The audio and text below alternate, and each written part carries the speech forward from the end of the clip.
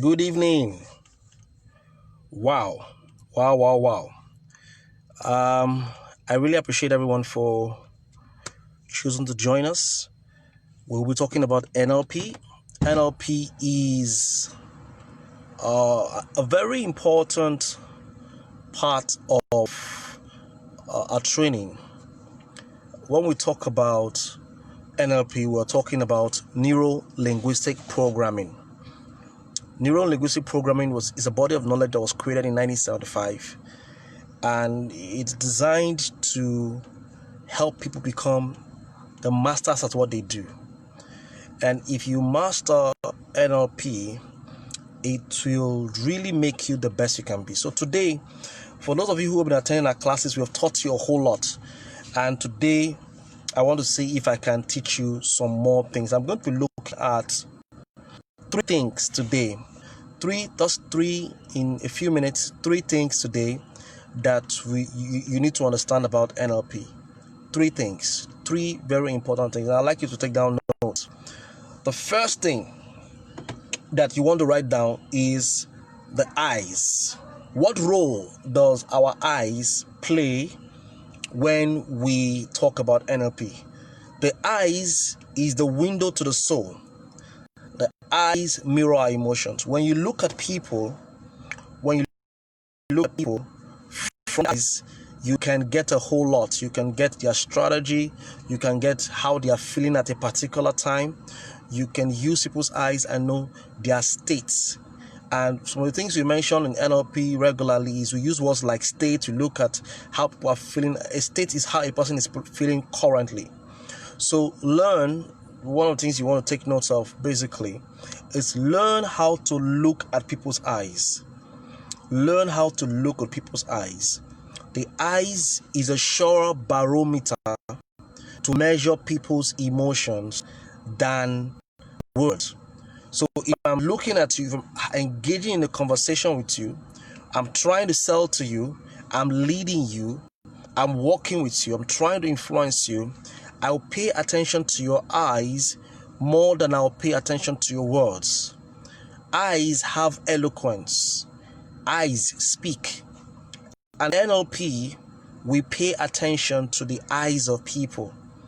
And if you're speaking, you're a speaker, one of the things they tell you to do is look at the heads of people.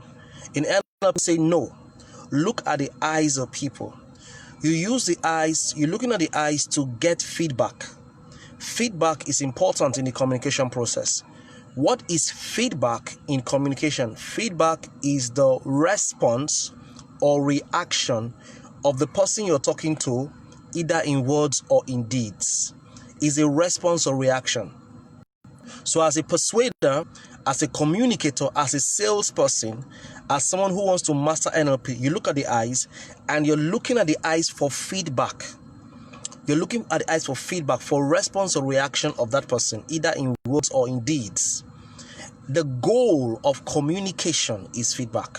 That's what we do all of. You are persuasive. How persuasive you are is largely dependent on the quality of feedback. Feedback is the interpretation of the person you're trying to persuade or the person you're talking to. So feedback is king. We are sensitive to feedback. And if there's anything I want you to write down right now in your note is the word sensory acuity.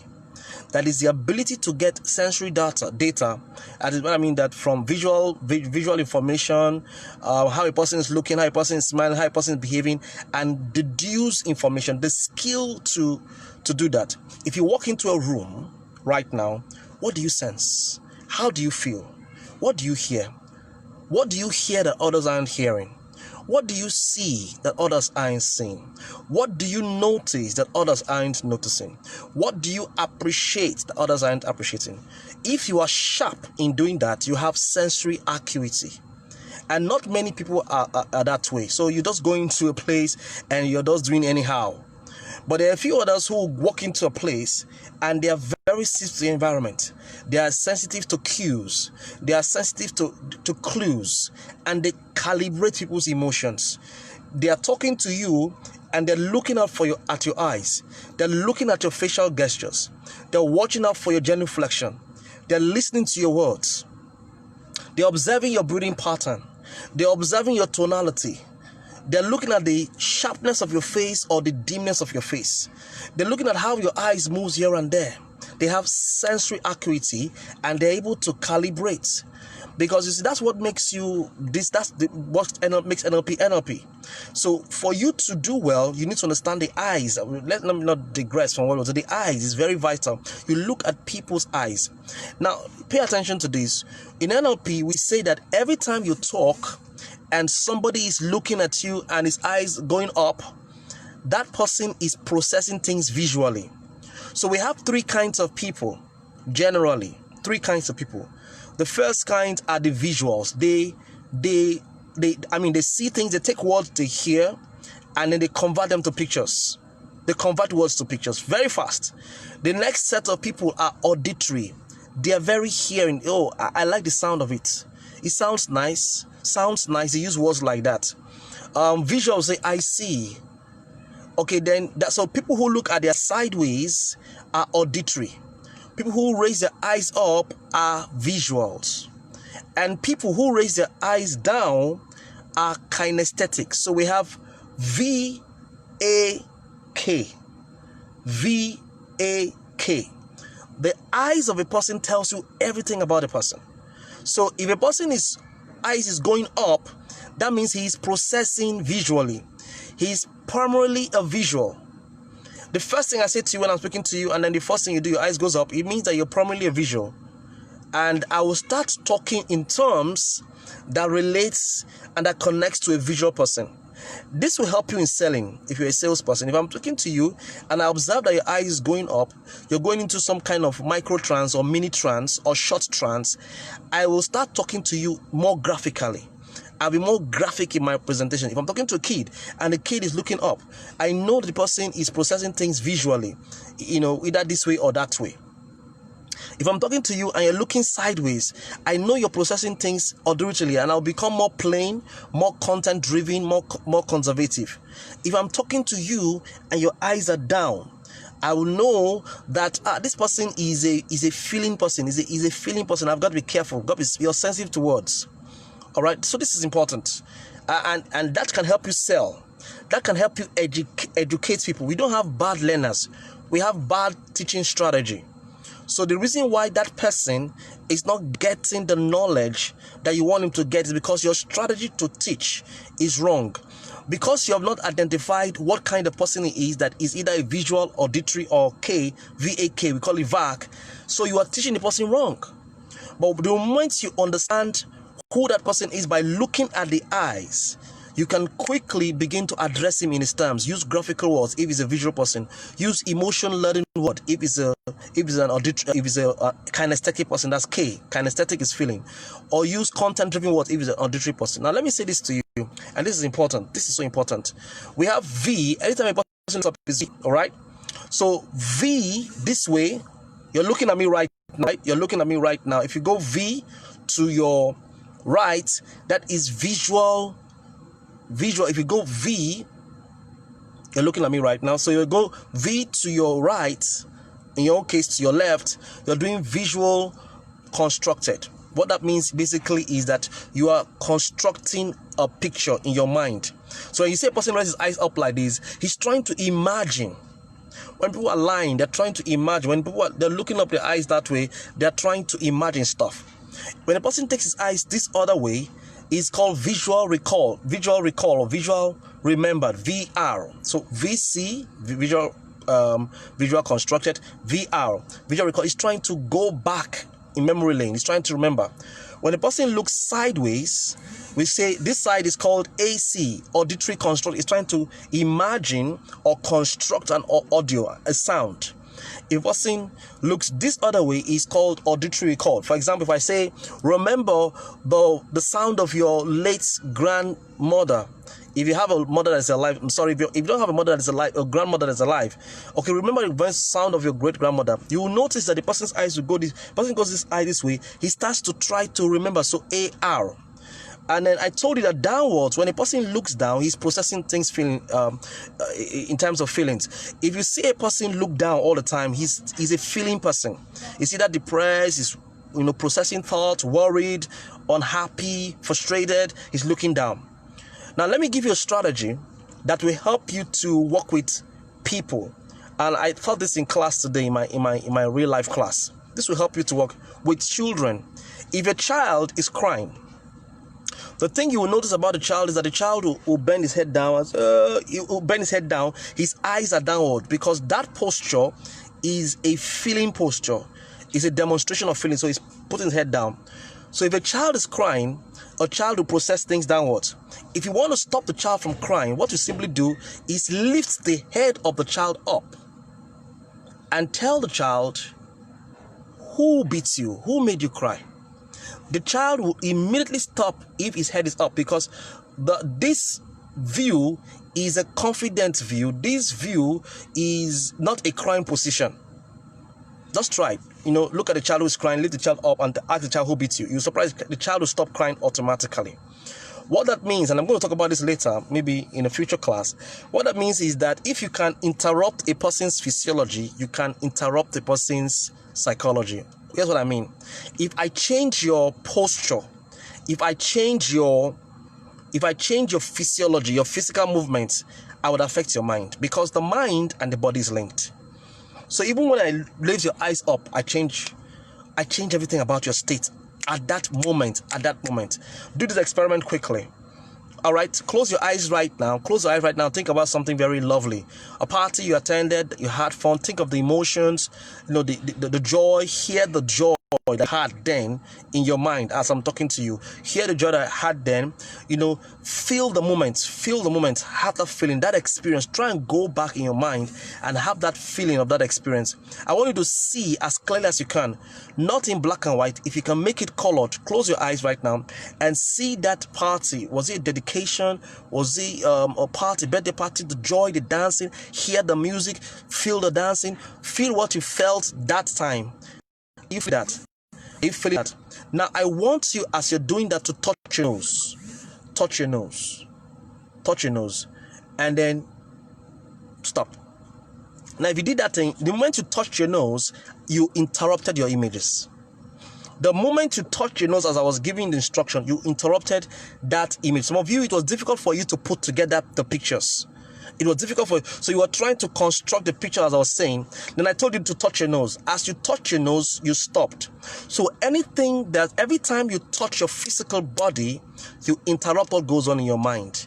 Every time you manipulate your body, you interrupt what goes on in your mind. Your mind has a major impact on your body, just as much as your body has a major impact on your mind.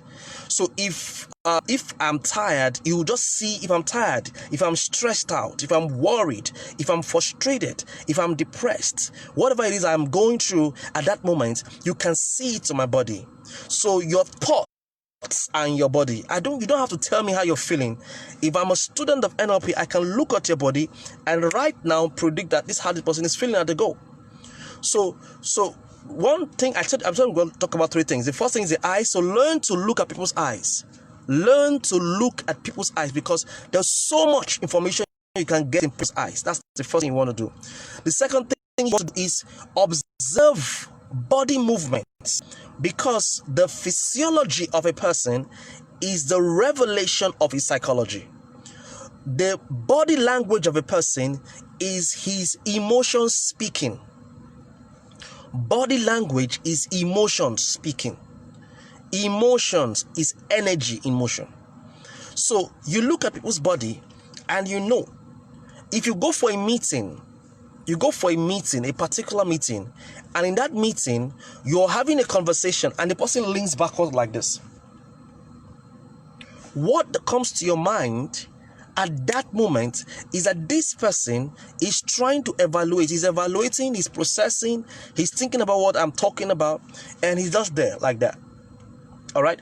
But on the contrary, if you're talking to the person leans forward, or it's not at the edge of a seat, what that simply means is the person is interested. It's a lot more interested than you can imagine. All right. Or the person you're talking to, the person is tapping the table. All right, and shaking his leg. It means that he wants you to be in a hurry. So by observing people's facial the body language, their appearance, how they appear, their facial gestures, their genuflections. By observing, you can decode their strategy. You can identify their states at that time, and you can know their pattern at that time. This information, pay attention now, this information enables you to be a lot more influential. This information enables you to be a lot more persuasive. So I've mentioned two things already. The first thing I mentioned is that, number one, in NLP, we look at people's eyes, because we know that there's so much value in a person's eyes. The eyes of a man is like the tail of a dog. The tail of a dog, if you go to a house and you see the dog barking, yet the tail is shaking, shaking. Don't worry yourself. That dog is excited about seeing you and will probably not do anything to you. But if you go to a place and you see the dog and the dog's tail is between the legs of the dog, what happens is that, don't be scared, the dog is scared of you. But if you go to that same spot and then you see the dog, the tail of the dog is standing erect, the ears are standing erect, you had better run away, because the dog has sized you up and realized, I can take down this guy and will come at you. So that's why police people and security agents, they'll clip out the tail of the dog so that you don't see. Because the emotion of the dog is in the tail. The emotion of the dog is in the tail. So they clip it out, take it out. And what that means is that dog, you cannot know when the dog is happy or excited. Just as the dog's tail is to a dog, that's how the eyes of a man is to a man. I can listen to you and I will not take what you're saying, and I'll just look at your eyes and I know how you're feeling. I'll know your strategy. I know your pattern. Learn to look at people's eyes. All right, that's the first thing I said. Second thing I said was that observe people's body movements. The way they move their body, they relax their body, the tension on their face, their breathing pattern. Breathing pattern can tell you a whole lot. I can be looking at a speaker on the stage and I can just sense that the person is tensed from his breathing pattern, from the way he stands on the stage, the way he paces, the slouching of his body, the bobbing of his head, the facial expression, the tension in his muzzle, the breathing, his neck tension.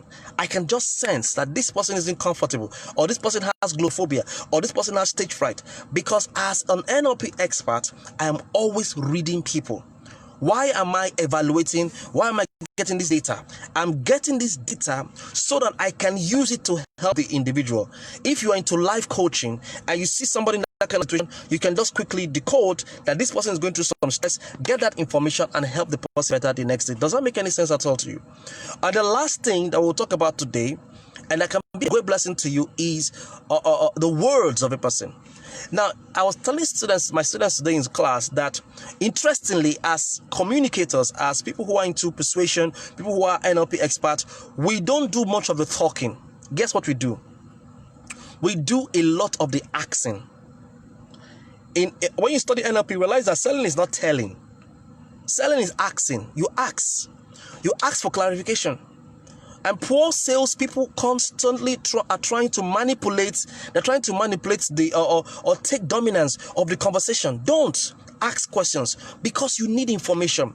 The hot button of a person is in his words. Whenever a person speaks, he leaks. Whenever a person speaks, he leaks. He reveals his prejudice. He reveals his sentiments. He reveals his fears. I can listen to you and I gauge you. I gauge your knowledge. I understand your ignorance. I sense your persistence. I sense your sentiments, your prejudice, everything, your enthusiasm, your lack of it. Your knowledge, the depths, the widths, the height of your knowledge. I can just know by listening to you. So you learn to listen and listen to learn. You don't spend time talking and talking and talking. When you meet people, whether in anyway, you listen. And the beautiful thing about listening to people is that it makes you an interesting conversationalist. When you listen to people, it's a subtle form of flattery. You're telling the person, I honor you, I respect your wisdom, and I respect what you're saying. And by listening to the person, you get information you need. You need information to help people. And you don't help people by talking first. You help people by listening first. So this is so vital in human behavior, in human psychology. You're learning to listen. And you see, there's a difference between hearing and listening. Hearing is passive and listening is active. What you can hear right now, you can hear sound. If you hear closely, you can hear the sound of a generator. I had to come to my car to do this video because of the sound of generator. There'll be no light for a while. Okay, now so it's hearing. That's hearing. But listen, in spite of that noise, you still pay attention, get close, and you're trying to actively listen to the information and disseminating, because that listening is very active. And when you do that, when you interact with people, people will think you're very interesting. People will become flattered. That, can you take a while for once and listen to people? Take a while and listen to your wife. Take a while and listen to your children. Take a while and listen to your clients. Take a while and listen to your prospects. Take a while and listen to your students. Take a while and listen to people. You'll be surprised that people have been trying to talk to you, but you've just not allowed them to communicate. So here's my point. It's important that you listen. And because words reveal a whole lot. It reveals our faith. It reveals our fear. It advertises us. It exposes our ignorance. So don't be the first to speak. The person who controls the question controls the direction of influence. The person who controls the questioning controls the direction of influence. If when two people meet, the person who controls the questioning controls the direction of influence. So when you're selling, for example, and the customer is the one asking you the question, you are supposed to rephrase the word and ask him the question, because you want to hear. You want to hear his hot button. You want to know what he's interested in. You want to know his emotional agenda. You want to be listening more than you're talking and ask him of the question. So you control the questions. When two people meet, the person who is more certain determines the direction of influence. Certainty it determines the direction of influence. And so this is quite important for people to hear. Words are powerful. And those three things I've taught you, you can use it right now. You can use it like right now. You can leave this class today and understand that we have three sets of people: VAK, visual, auditory, and kinesthetic. First of all, you want to find out what kind of person are you. We call it your internal primary representation in NLP. Internal primary representation. What that means, are you predominantly a visual? I am not very much of a visual. I'm a feeling person. I'm trying to be. If you tell me to picture things, I find it difficult. I have to work very hard to picture things. But there are people who right now can do it with their minds.